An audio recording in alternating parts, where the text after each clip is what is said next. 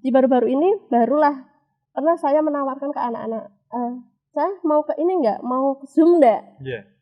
Jawabannya apa Khalid? Apa? Jawabannya diem 1000 bahasa. Tarik sis. Cerita menarik, syahdu dan inspiratif. Nah.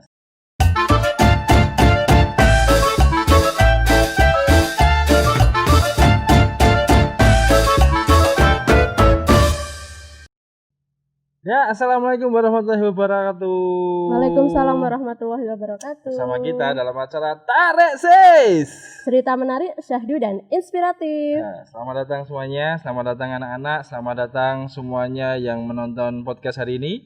Hari ini saya Khalid Alfarsidan, Hulaini Salindri. Kita sekarang ini dalam rangka podcastan ya, karena masih pandemi ya benar ya. Betul Pak Khalid. Hari ini kita akan membahas beberapa hal, terutama soal masa kegiatan-kegiatan yang selama ini pandemi, soal masa pembelajaran terutama.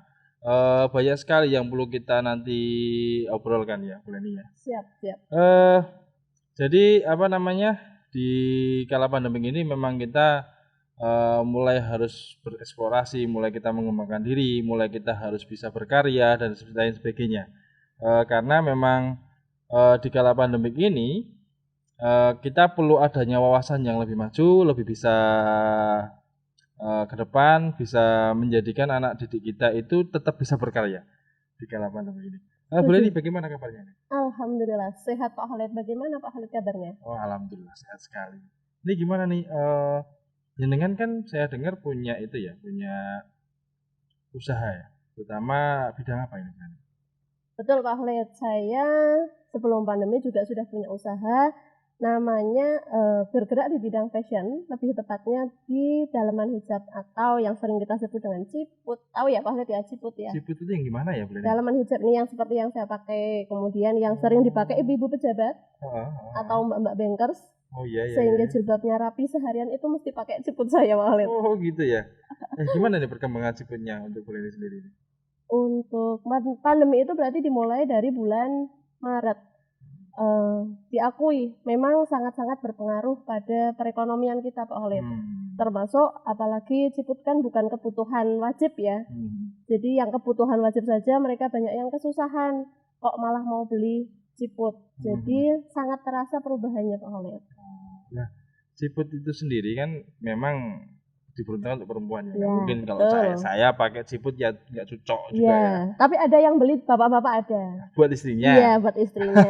Fotografer buat beli buat modelnya itu ada. Nah, kalau ciput yang jenengan produksi sendiri selama ini kira-kira perkembangannya seperti apa? Apakah mungkin sudah merambah ke internasional? Apakah masih sebatas nasional? Amin. Bahkan artis-artis mungkin ada yang pakai, ada yang gimana gitu? Kalau ciput saya, alhamdulillah pernah ngirim ke luar negeri, pernah, tapi saat ini udah belum ngirim lagi. Kemudian yang sudah pakai itu adiknya Ustadzah Okristiana Dewi, tahu? Ustadzah Okri, yang dokter Sinta apa Santi ya, lupa saya. Nah itu dipakai buat nikahan. Kalau mau dicek bisa cek di IG saya ada. Lenisa ID ya, Lenisa ID nanti tolong diketik Lenisa ID. Ada kesempatan buat promosi. Nah itu untuk selama ini untuk ciput sendiri kan pastinya orang kan banyak ini yang namanya usaha, yang namanya berusaha, pengusaha itu kan ada dua karakter. Antara dia produksi sendiri, terus juga di samping itu juga dia mungkin menjadi reseller, jadi dia itu yang produksi orang lain, terus dia cuma hanya menyalurkan saja. Kira-kira kalau untuk ciput bulan ini gimana? Kalau ciput saya awalnya dulu memang saya reseller, kemudian saya pikir kenapa saya tidak produksi sendiri, toh saya punya anak-anak yang bisa produksi. Kemudian saya ajak anak TP yang kebetulan sudah lulus. Saya tawari, Mbak, kira-kira kalau membuat seperti ini bisa atau tidak? Dia sanggup, jawab bisa, tetapi tidak serta-merta Pak Khalid. Kemudian, Mbak, bikin ini bisa. Tidak segampang itu Ferguson. Prosesnya itu sangat-sangat lama. Saya berarti harus trial and error dulu, nyoba dulu. Pokoknya sebelum diedarkan, sebelum diproduksi massal, saya harus coba dulu ini nyaman atau tidak. Ketika sudah selesai, Setelah beberapa kali percobaan, beberapa kali gagal, barulah formula yang tepat ini bisa saya edarkan. Jadi saya produksi dari awal, mulai dari motong bahan sampai beli bahan itu saya biasa bawa motor, depannya bahan sekian kilo. Luar biasa. Kemudian hujan-hujan, ya namanya perjuangan harus diperjuangkan Pak Khalid. Ya alhamdulillah diproduksi sendiri, kemudian ada reseller juga, kemudian saya buka juga toko online di Shopee juga Pak Khalid. Kalau selama ini kan bagus nih ya, berarti Bu Leni ini termasuk orang yang mungkin bisa berkembang. Jadi guru yang bisa mengembangkan diri, akhirnya bisa punya usaha sendiri dan bisa memanfaatkan ataupun bisa bukan memanfaatkan, memanfaatkan ya, memanfaatkan juga bisa menyalurkan, juga bisa menggandeng anak-anak yang jurusan tata busana. Jadi kan di SMK 1 Warangasem ini memang ada yang namanya jurusan tata busana. Nah, daripada mereka mungkin cari kerja di tempat lain, kerja di tempat lain, bisa kerja di gurunya sendiri dan bisa berkembang seperti itu. Nah, ini hal yang bagus dalam pengembangan diri guru. Nah, untuk selama ini, untuk sementara ini di kala pandemi ini seperti apa ini perkembangannya untuk apa produksinya? Untuk produksi, karena permintaan menurun, otomatis produksi juga menurun. Nggak mungkin saya terus-terusan memproduksi tapi barang nggak keluar, nanti kan numpuk ya Pak Khalid ya. Yeah. Nah, yang saya mau tekankan ke anak-anak, kenapa gurunya saja bisa jualan. Dalam artian tugas utamanya tidak terlupakan ya Pak Khalid ya, perlu diingat. Kemudian saya sering bilang ke anak-anak, jangan malu untuk jualan. Kadang-kadang mereka malu Bu kalau jualan, ketika ada kesempatan untuk berwirausaha, kan ada mata pelajaran kewirausahaan. Jadi mereka kita dukung. Jangan pernah malu untuk jualan. Kamu belum pernah merasakan manisnya jualan. Nanti kalau sudah nyandu, keenakan, punya duit sendiri, ternyata gurih hasilnya, pasti senang jualan. Toh sekarang jualannya nggak perlu dodokin pintu satu-satu atau jualan di pinggir jalan, itu enggak. Kita manfaatkan HP kalian, HP anak-anak itu untuk jualan itu bisa. Jadi enggak, kalau mainan HP enggak hanya baca WhatsApp, kemudian scrolling yang tidak perlu. Nah itu yang kita tekankan ke anak-anak. Bisa kok jualan. Nah ketika pernah di sekolah kita kan ada pelatihan untuk anak-anak. Kebetulan saya juga memotivasi mereka, bisa dilihat di IG saya, kemudian anak-anak tahu, oh ternyata jualan itu bisa menghasilkan sesuatu yang ketika kita pengen sesuatu, ada impiannya bisa terwujud, itu senang sekali Pak Khalid. Itu kalau murid itu sendiri, itu juga ada nggak sih yang jadi reseller, mungkin membantu Bu Leni dalam pemasaran, itu sudah ada belum? Kalau siswa kebetulan belum. Selain produksi alumni ada. Alumni ada. Dulu pernah ada cowok loh Pak Khalid. Saya pengen jualan kerudungnya, Ibu saya bingung, tapi karena dia mau ya sudah, nggak apa-apa, kalau memang kamu mau silakan. Kalau Bu Leni punya reseller banyak? Apa masih Bu Leni sendiri yang mengembangkan sendiri, berjualan sendiri? Ada sih reseller, tapi kita sistemnya beli beli putus. Ketika mereka beli banyak, dapat potongan banyak, kemudian selesai gitu. Saya nggak mewajibkan harus setiap bulan harus target sekian, enggak. Karena saya tahu diri, karena Ciput itu kan bukan sesuatu yang harus, bukan sesuatu yang terus ada modelnya. Dulu pertama kali jualan itu hanya ada 1 model Pak Khalid. Sekarang sudah 9 apa 8 model itu saya kembangkan. Sepertinya bisa dibuat seperti ini, ternyata banyak ada yang cocok. Akhirnya dari 1 kayaknya 7 atau 8 lah, saya lupa. Luar biasa sekali. Tepuk tangan untuk Bu Leni. Untuk semua ya. Untuk semuanya.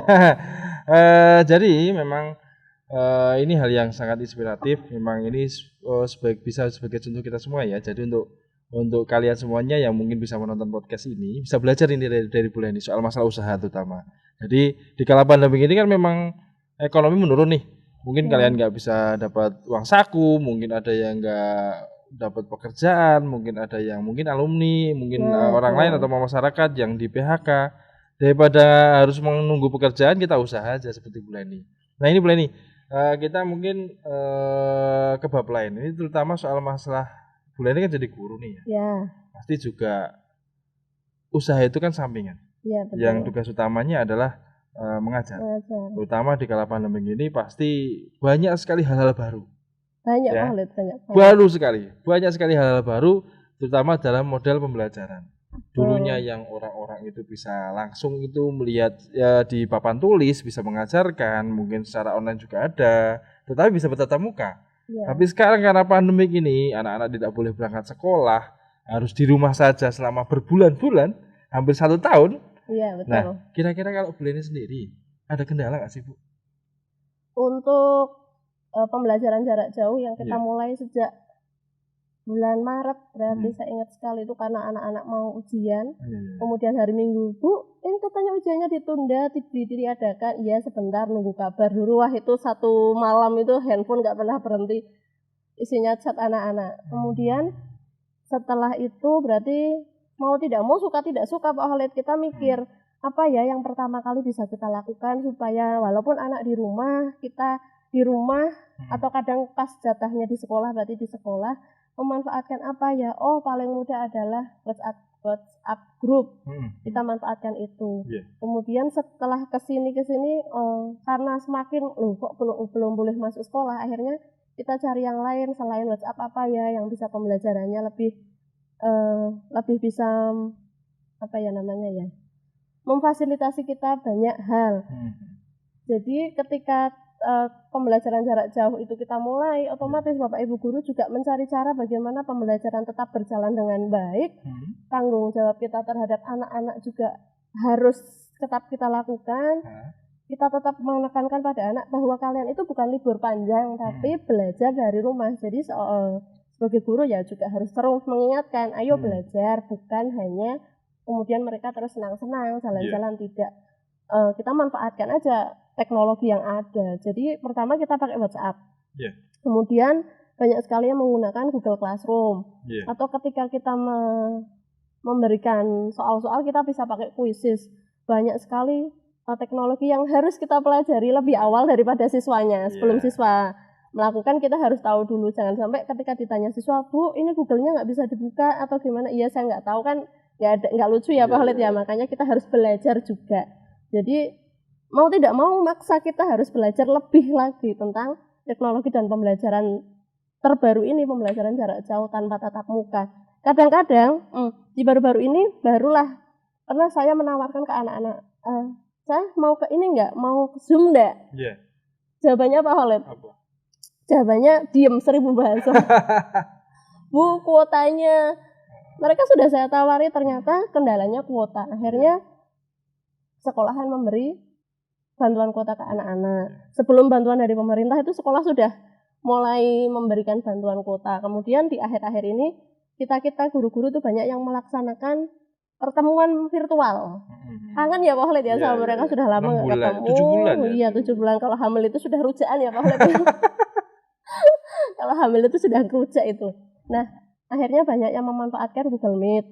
Tapi ya itu, tidak semuanya siswa masuk, tapi ya alhamdulillah bisa disebut pengobat rindu. Gitu Pak Khalid.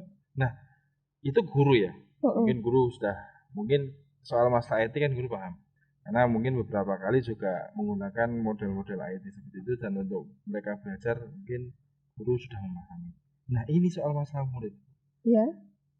Saya yakin mereka soal masalah teknologi untuk masalah Android gampang. Tapi kan ini kan model pembelajaran, di mana ada Classroom, ada ada quizzes, ada Google Meet, ada Zoom dan sebagainya, yang di mana mereka pasti awam. Atau apalagi soal masalah absen. Murid itu kan kadang-kadang mager nih. Sering itu ada pelopor-pelopor mager murid Indonesia ini.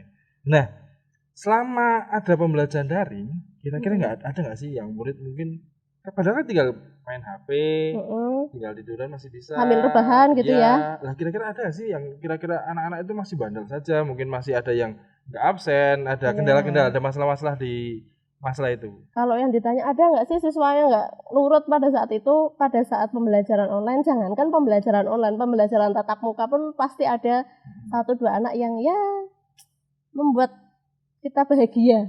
Artinya menambah kesabaran kita, pasti ada Pak Khalid. 1, 2, 3, 4 ya bisa dikatakan walaupun tidak banyak tapi tetap ada. Nah itu gimana caranya kita kadang itu yang butuh gurunya Pak Khalid, dijapri, Mas ada kendala apa, silakan. Nah nanti kalau sebagai wali kelas gini Pak Khalid, biasanya Bapak Ibu wali kelas itu kan punya rekapan siapa saja yang tidak aktif di pembelajaran online. Nanti setelah sekian kali pertemuan ternyata sering tidak hadir, kita juga panggil mereka ke sekolah dengan syarat tetap memenuhi, ingat pesan Ibu, protokoler kesehatan, tetap pakai masker ke sekolah. Tapi kan tidak banyak, saling yang diundang satu anak, nanti gantian. Atau kita melakukan guru kunjung, gurunya bersama guru BK ke rumahnya, ditanya ada kendala apa, itu kita lakukan. Karena tidak 100% murid itu bisa mengikuti dengan baik. Itu Pak Oleh. Tapi untuk presensi sendiri sebagai tanggung jawab untuk administrasi kita presensi setiap jam pembelajaran hanya dari 45 menit itu kan kita ubah menjadi 30 menit. Gitu Pak Oleh. Jadi tujuannya apa? Supaya siswa tidak terlalu berlama-lama di depan gadget mereka. Sebenarnya gini Pak Oleh, selama pembelajaran ini saya sering tanya ke anak-anak, beberapa kali saya tanya, bagaimana pembelajaran kalian hari ini? Pembelajaran setelah online seperti ini. Banyak yang bilang senang Bu sambil rebahan, ada yang bilang senang Bu sambil rebahan, senang Bu bisa sambil nonton TV, senang Bu. Tapi ada beberapa yang Bu bosan sudah terlalu lama. Nah itu kan dulu kan mereka sering buat liburan yang lama sih ya, gitu diharapkan gitu kan. Tapi ternyata setelah diberi libur selama ini, nggak libur sih, maksudnya nggak berangkat sekolah selama ini, mereka kangennya apa? Satu, bisa nggak dapat uang saku, nggak ketemu guru-guru. Ternyata di sekolah itu kan hiburan, bisa ketemu temannya, bisa bercanda, bisa apapun di sekolah itu menyenangkan sebenarnya. Nah, makanya kalau doa yang baik-baik ya, jangan minta libur lama dikasih libur lama gini, bingung. Itu Pak untuk solusi anak-anak yang ya tetap ada anak-anak yang nggak berangkat itu ada, nggak masuk, nggak presensi itu ada. Solusinya guru memanggil ke sekolah atau guru melakukan kunjungan ke rumah siswa. Nah mungkin kan dari itu pasti kan ya tadi anak-anak pasti banyak curhat. Pasti mereka ngeluhnya masih apalagi kalau bukan sama gurunya. Iya, wali kelasnya bisa. Sama lagi sama orang tuanya juga nanti bingung malahan. Karena urusan pembelajaran kan antara guru dan murid. Nah dari murid itu sendiri, mungkin dari pengalaman Bu Leni ya, soal masalah murid sendiri, mereka itu kebanyakan curhatnya apa aja? Curhat pembelajaran. Curhat kalau masalah pembelajaran mereka lebih ke kuota. Kemudian ada beberapa yang tidak mudeng materi, tahu sendiri ya Pak Khalid ya, anak zaman now. Ketika diberi materi belum dibaca sudah tanya. Luar biasa mereka itu insting bertanyanya luar biasa. Ketika gurunya balik tanya sudah baca belum, terutama di paragraf ini belum Bu. Lah kamu belum baca kok sudah tanya, itu cerdasnya luar biasa, nggak apa-apa. Jadi literasi membacanya yang kurang. Kenapa? Ini lebih ke tugasnya. Mungkin anak-anak tidak terbiasa dengan tugas yang biasanya kalau di sekolah kan sambil mengerjakan bersama temennya, bisa tanya temennya. Kalau di online kan mereka lebih ke bertanggung jawab atas diri sendiri. Kadang temennya jauh, walaupun bisa bertanya dengan temennya, tapi tidak secara langsung, itu kan tetap berbeda.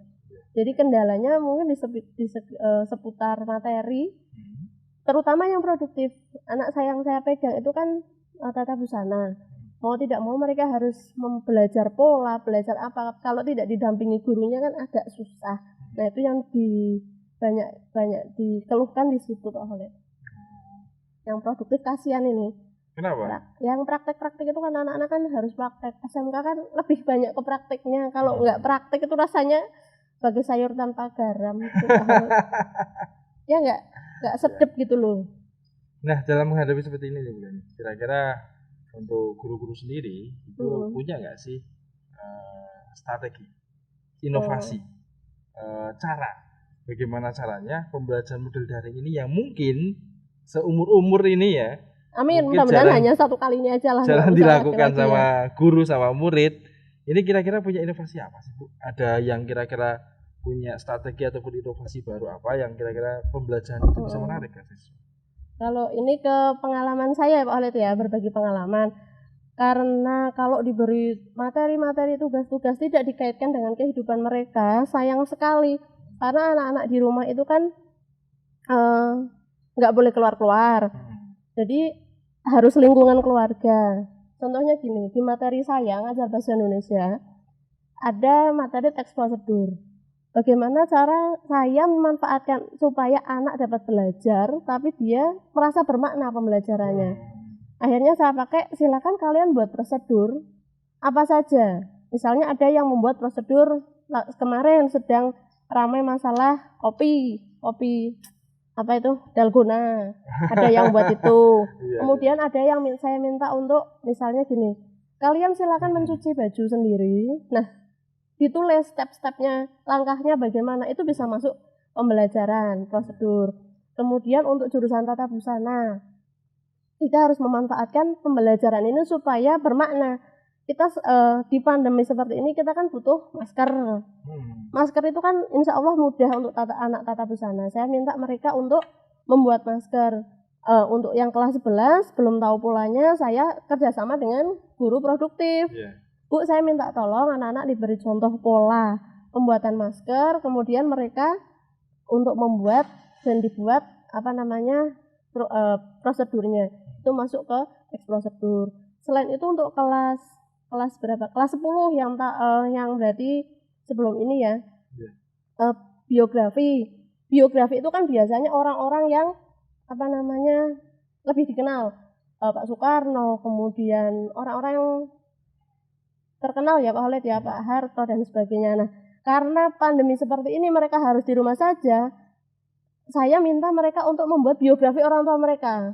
Jangan salah Pak Khalid, banyak anak-anak yang tidak tahu ulang tahunnya orang tuanya, tanggal lahirnya kapan itu nggak tahu, entah malu atau bagaimana itu nggak tanya. Akhirnya ketika diminta untuk membuat biografi orang tua mereka sendiri, akhirnya mereka tahu, oh ternyata orang tuaku tuh lahirnya tahun sekian, menikahnya tahun sekian. Itu akhirnya mereka tahu, dan ketika saya melihat hasil video mereka itu banyak terenyuhnya. Oh ternyata mereka dari keluarga yang seperti ini. Akhirnya kan saya tahu mereka, saya minta untuk bikin video biografi orang tuanya, kemudian ada foto-foto mereka, ada foto orang tuanya. Itu berarti mereka kan lebih mengenal orang tuanya. Itu salah satu cara saya bagaimana agar pembelajaran ini bermakna buat mereka, gitu Pak Khalid. Luar biasa sekali. Semoga bermakna beneran nih. Iya, ya semoga ke depan hal seperti itu bisa kita kembangkan lagi ya. Iya. Terutama untuk perihal masalah pembelajaran daring ini. Nah, di dalam pembelajaran daring ini, alhamdulillah mungkin guru sudah punya solusi yang bagus, punya cara-cara yang baik dalam pembelajaran daring yang jenengan tadi jabarkan. Ya semoga ke depan COVID ini ya, pandemi ini segera berakhir. Amin. Jadi tidak terus menerus berjalan panjang, berjalan lama. Semoga ya ke depan bisa cepat usai ya. Amin. Jadi kita kembali lagi bisa bertatap muka, kita bisa kembali lagi ngobrol, kita bisa kembali bertemu, dan kita bisa kembali seperti kehidupan normal. Siapa sih yang mau kehidupan seperti ini? Tetapi memang selain ada dampak negatifnya, dampak positifnya adalah akhirnya pembelajaran di negara kita ini, di Indonesia ini maju. Ada yang namanya classroom itu belum tidak ada, sekarang ada. Ada yang namanya Zoom, Google Meet, akhirnya semuanya itu ada perkembangan dan inovasi-inovasi baru. Ya kita ambil positifnya saja, untuk negatifnya kita tinggal. Semoga ke depan kita bisa berjalan dengan baik, kita bisa bersama-sama membangun negara ini lebih baik, terutama dalam pendidikan ya Bu Leni ya. Iya betul. Untuk kalian semuanya, semoga di rumah kita berharap kalian selalu sehat. Amin. Dan jangan lupa ya untuk tetap menjaga protokol kesehatan. Ingat pesan ibu. Ingat pesan ibu. Apa saja? Ingat pesan ibu itu. Ya? Ingat pesan ibu berarti cuci tangan, pakai masker, jaga jarak. Jadi jangan lupa tetap laksanakan ini di rumah. Semoga kita kembali bertemu. Terima kasih untuk kalian semuanya. Masih dalam Tarik Sis, cerita menarik, syahdu dan inspiratif. Ya, terima kasih. Assalamualaikum warahmatullahi wabarakatuh. Tarik Sis, cerita menarik, syahdu dan inspiratif. Yes.